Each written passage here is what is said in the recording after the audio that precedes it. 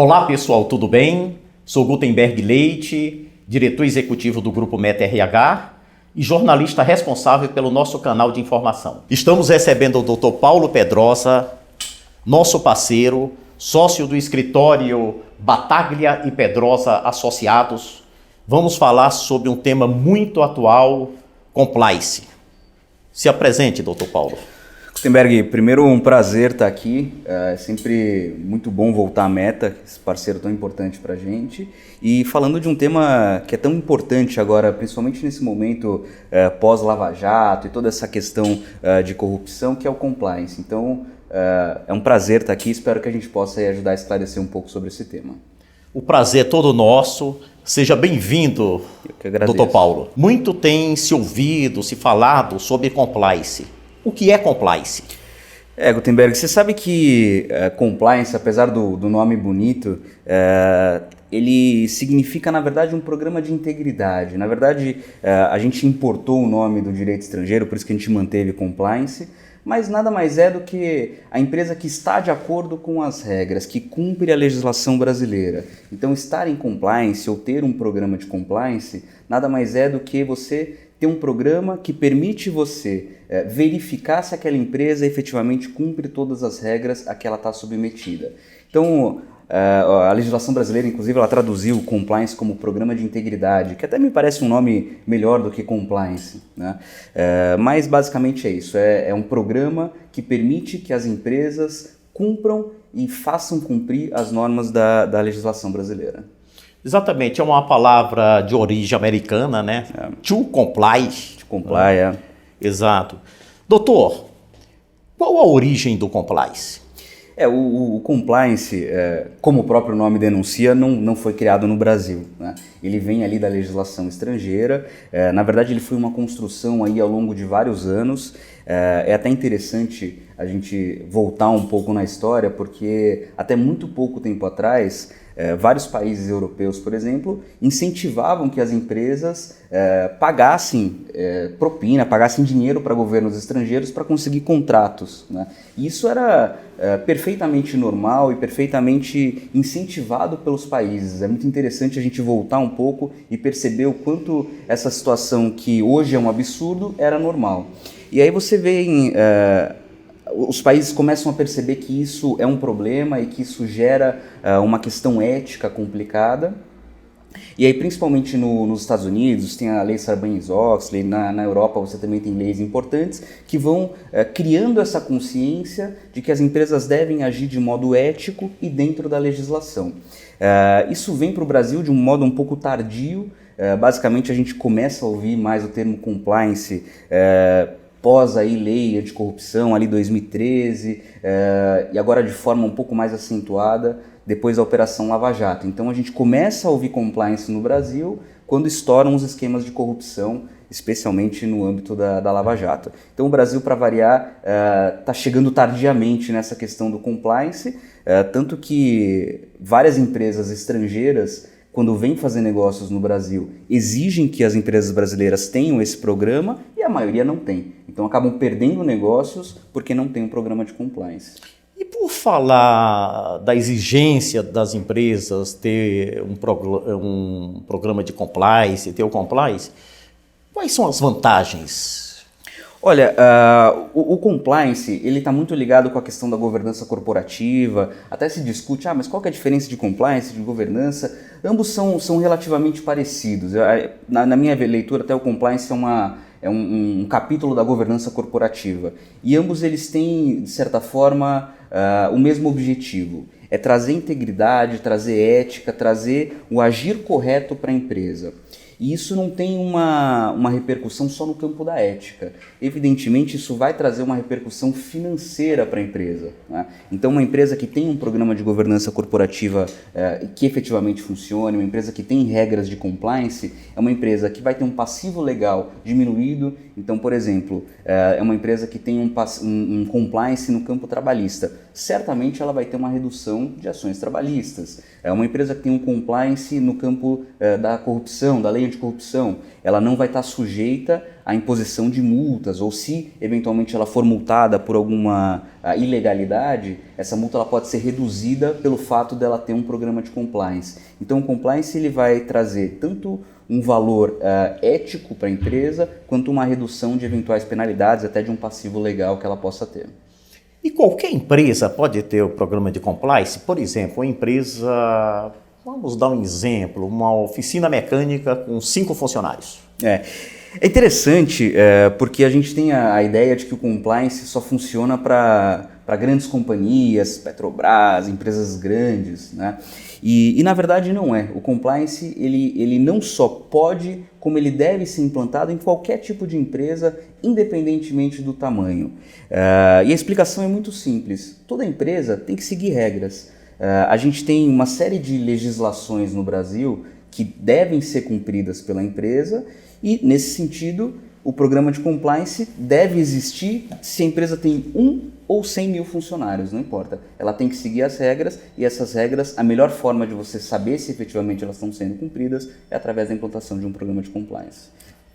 Só complementando, evidentemente, o tamanho do programa de compliance vai depender do tamanho da empresa. Então, uma mecânica, evidentemente, não precisa de um setor de compliance. Eu queria te perguntar aqui, ideologicamente, mas na prática, como funciona? Por exemplo, o profissional tem que seguir as regras. Seria através do escritório de contabilidade, um advogado que eventualmente poderia dar uma orientação?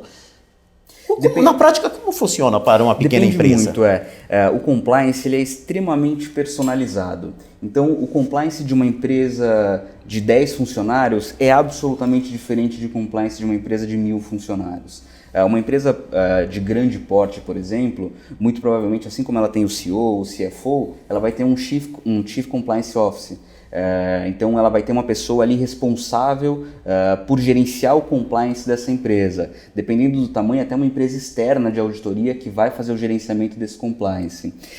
Tem empresas que têm setores grandes de compliance, com vários funcionários ali dedicados a, por exemplo, receber denúncia, averiguar se todas as regras estão sendo cumpridas.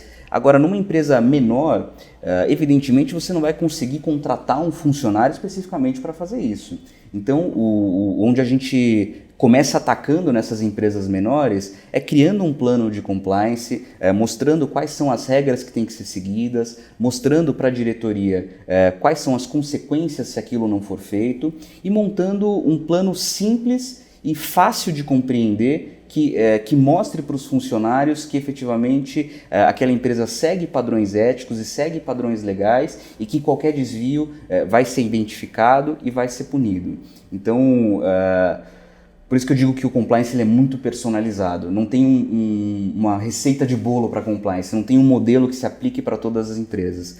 Quando a gente monta um plano de compliance, a gente mergulha realmente na empresa, precisa entender qual que é a história, quais são os valores daquela empresa, aonde estão os principais riscos a que ela está submetida na atividade dela, para você começar a formatar exatamente que tipo de setores você vai precisar, se você vai precisar de uma auditoria interna ou se só uma auditoria externa é necessária. Tudo isso vai depender do risco a que a empresa está submetida. Doutor Paulo, o empreendedorismo tem aumentado muito no Brasil, até em virtude do desemprego, a situação econômica, né?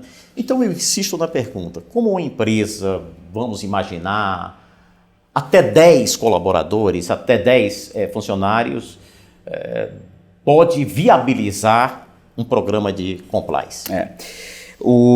É uma pergunta difícil, Gutenberg, porque o compliance não é algo que seja barato. A gente até brinca no compliance.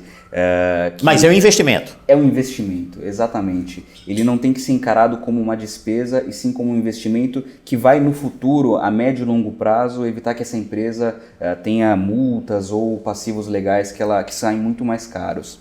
A gente brinca até em compliance que se você acha compliance caro, tente o não compliance. O não compliance é muito mais caro do que o compliance, né? Porque você não ter um programa de compliance efetivamente vai deixar você sujeito a ter imposições de multas pelo poder público, até ações trabalhistas, ações fiscais, uma série de situações que certamente vão custar muito caro.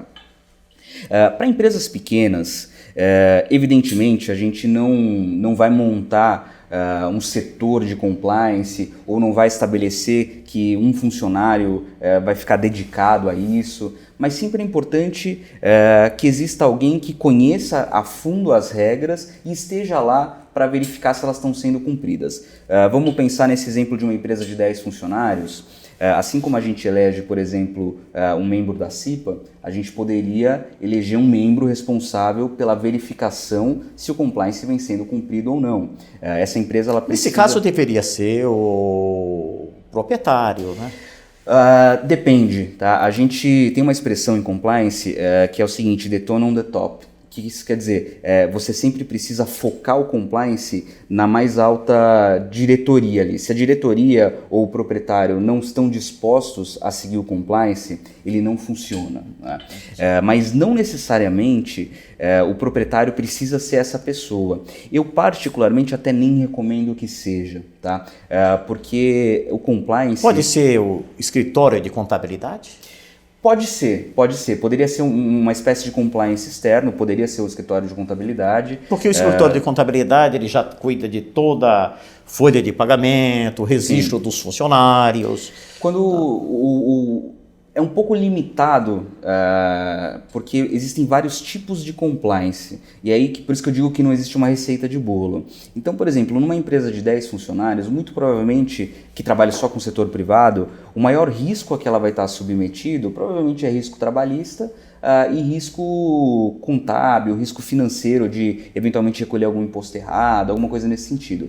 Isso me parece que a contabilidade realmente possa resolver. Agora, se a gente pensa num risco de corrupção, por exemplo, numa empresa que se relaciona com o poder público ou que tenha licitações nesse sentido, já fica um pouco fora do trabalho da contabilidade. Então já precisaria de um outro setor ou de um outro profissional para verificar isso, né?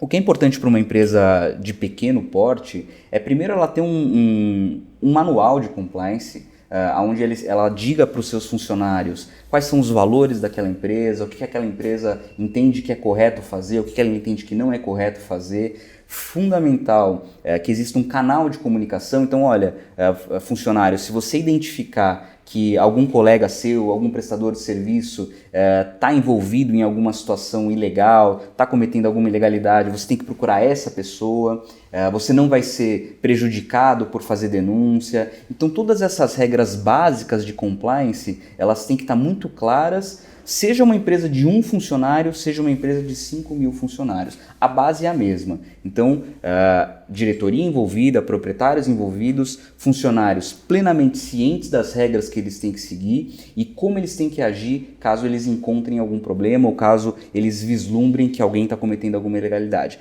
Essa base do compliance serve para qualquer tamanho de empresa e a implantação é relativamente simples. Tá? Doutor Paulo, suas considerações finais.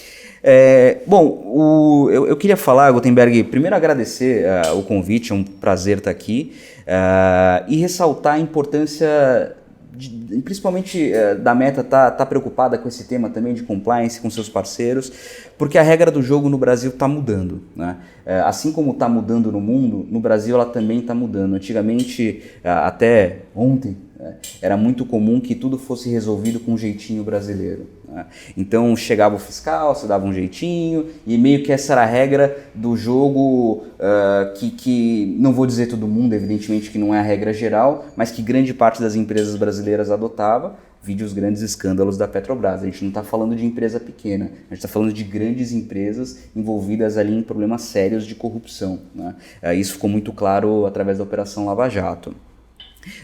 E depois dessa operação, principalmente depois da lei anticorrupção, a gente percebe que a regra vem mudando. Então, todas as empresas precisam se preocupar efetivamente em ter um programa que verifique se as regras estão sendo cumpridas, ou elas vão estar sujeitas a multas. Só um pequeno detalhe que eu acho que eu esqueci de falar, no âmbito da lei anticorrupção, a gente está falando de multas de até 20% do faturamento bruto da empresa.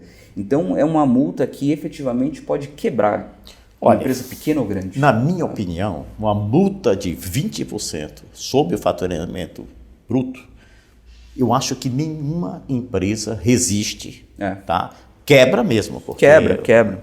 Por isso que a gente brinca que o compliance tem um custo, mas tenta ver o custo sem o compliance. Ele é muito mais alto. Né? Então, eu acho que é importante essa preocupação de todas as empresas, seja qual for o porte, seja qual for a atividade.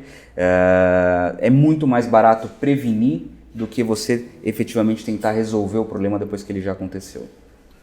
Doutor Paulo, muito obrigado. Imagina, eu que agradeço. Foi um grande prazer recebê-lo aqui no Grupo Meta RH e espero reencontrá-lo em outras oportunidades. Com certeza, eu que agradeço, Gutenberg. Muito obrigado pela oportunidade. Eu que agradeço. Obrigado. Obrigado.